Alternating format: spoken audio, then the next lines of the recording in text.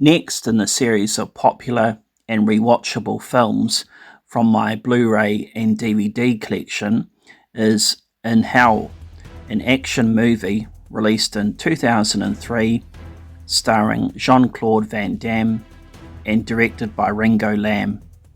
The premise involves a character called Kyle, played by Van Damme, whose wife is violently murdered one night while coming home from work.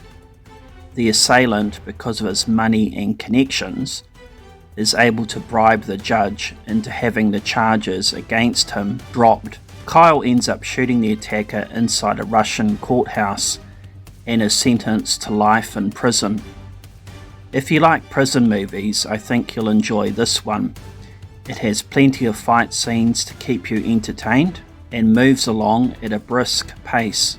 In Hell does a very good job at showing us the harsh and brutal conditions inside prison, with rival gang confrontations, stabbings, betrayals, and cruel guard beatings.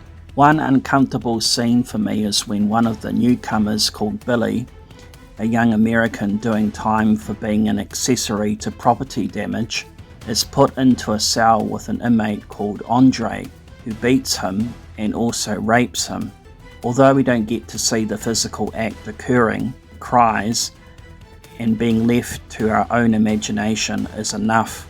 We see that all the prisoners are viewed as expendable by the guards and the general who runs the facility. This is displayed in an inmate fighting competition where guards, the general and prison officials place bets on who will win each round, not caring who lives or dies. Kyle goes through quite a big character arc inside prison. When he arrives, he is trying to adjust to living in a new environment and becomes easy prey to Andre.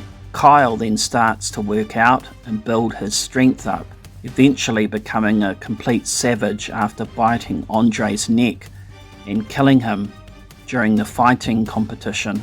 As a viewer, you wonder for a moment if prison has broken him, as he becomes detached and closed off from others and has become like the other inmates. Kyle changes again after witnessing the death of his friend Billy, who tells him just before dying not to lose sight of his true self and become something he is not. I also like the use of symbolism in the film.